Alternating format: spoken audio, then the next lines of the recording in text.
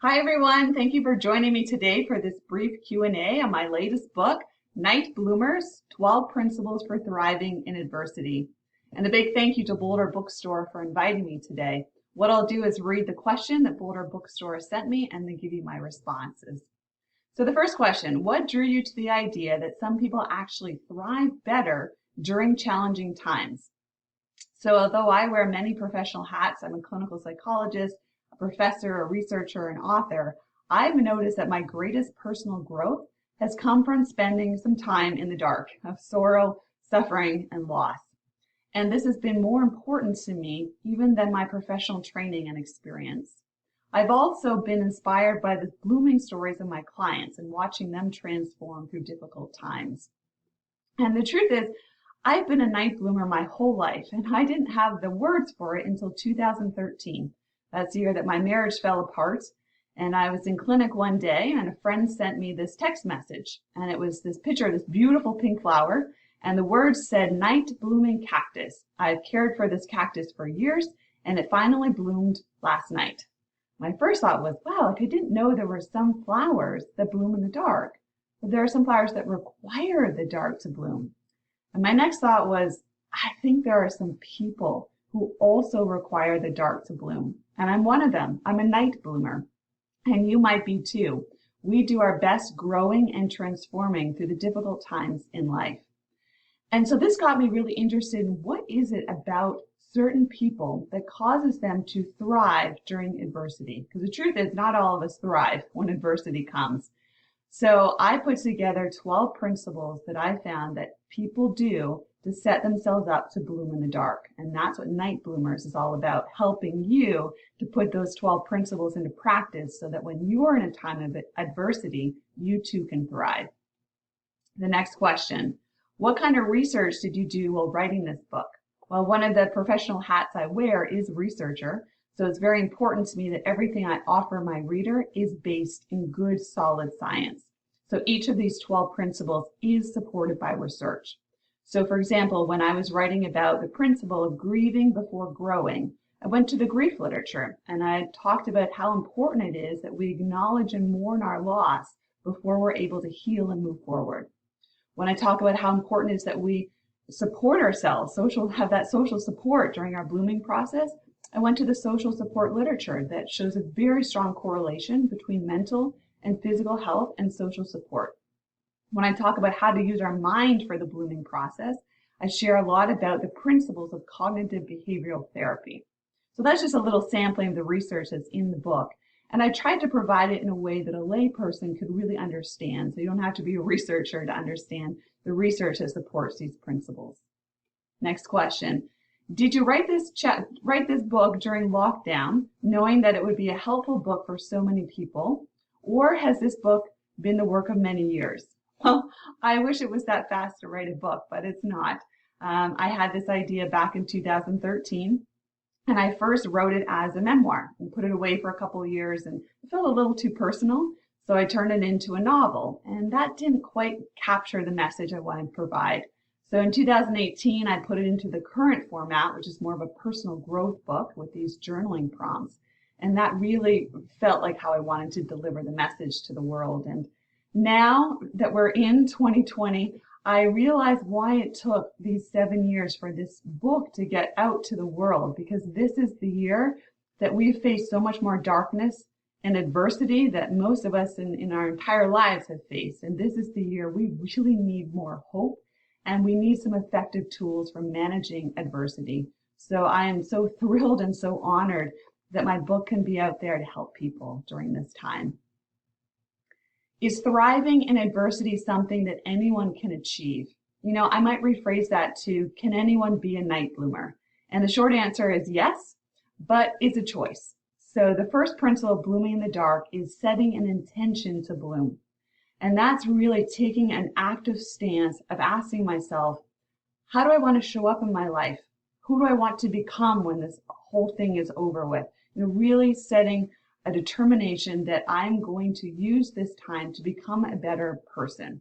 And that's not guaranteed. It's a choice. And so the book was developed to help you to make that choice and then to empower you and equip you to fulfill that choice that you made to bloom in the dark. Why do you feel journaling is an important part of this process?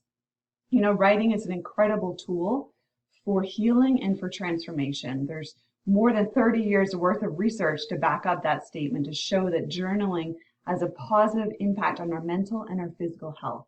I've also used journaling in my psychotherapy practice with my clients for nearly 20 years. I've run journaling workshops, and I've always been amazed with the transformation that happens in my clients. It's so much more than just a Dear Diary entry. We're finding meaning, we're creating new narratives, we're finding new perspectives and insights, we're finding resolution. So journaling is a very powerful tool. And I decided to put, there's about 6 or 8 writing prompts at the end of each principle for blooming in the dark. And this was really a way to help the reader to take an active stance. I didn't want this book just to be a book that you read. I wanted it to be a book that you did. So you read a principle and then you start the journaling exercises, and that really prompts reflection and then helps you to start to take action in your life. Which of the 12 principles in your book would you say is the most important to thriving? Or if that's too difficult to say, which is the most surprising to most people? That's a tough question because I think they're all important. But if I had to narrow it down to one, I think I would start with the first one, which I just mentioned, that setting an intention to bloom. It's really important that we look forward into our story and we write the ending. I know we're still in the dark right now, but to create the hope that we need to keep moving forward, we need to have a picture of ourselves in that fully bloomed state. And so this setting an intention to bloom is, who am I going to be when this is all over? How do I want to show up in my life? How do I want things to be different? How do I want to be a better person than I am right now? And so you create that hope and you create that vision, and that gives you the motivation and the confidence to be able to keep taking those steps forward even when things are really hard. Next question. What's helped you to thrive during COVID? Well, actually, I read my book a couple of times, and that turned out to be quite a treat. So there's a lag time between when you submit a manuscript to the publisher and when it actually gets put out into the world in a published state. And so I had the opportunity to read my book as a reader and not just an author, and that I found quite helpful, surprisingly. Other things I'm doing, I'm hiking outside with friends and having Zoom dinners with my family. I'm taking online dance classes. I'm giving myself lots of breaks. I'm giving myself permission to have bad days. And the other thing I'm finding so invigorating is being able to have opportunities like this one to share this message of hope with other people. It really makes me feel like we're in this together and that we can learn how to not be destroyed by this time, but actually to propel ourselves further than we were before this difficult year began. Last question, can you read us a short passage from your book? And sure, I can. I'm going to read you a section from the preface, and it's called Don't Waste Your Sorrows. A friend gave me more than a Band-Aid one day when she sent me a quote from a well-known reverend and scholar, Dr. Timothy Keller. Here's the quote. How you respond to the troubles in your life will go a long way towards whether or not you ever develop courage, ever develop patience, ever develop compassion, ever develop sobriety and humility, ever develop any of those things. Don't waste your sorrows. This created a significant change in my perspective. I had been living like a person driving a car with my eyes fixed on the rearview mirror. What happened to my marriage? Why, even with my best efforts, could I not fix it? These obsessive questions and this way of viewing my situation were setting me up for a big crash. It was time to let go of the whys and start focusing on the more important questions. How was I going to move on? Who did I want to become as a result? And what did I want my life to look like going forward? Dr. Keller's words illuminate the purpose of our pain. Troubles are opportunities to become more courageous, more patient, more compassionate, more humble.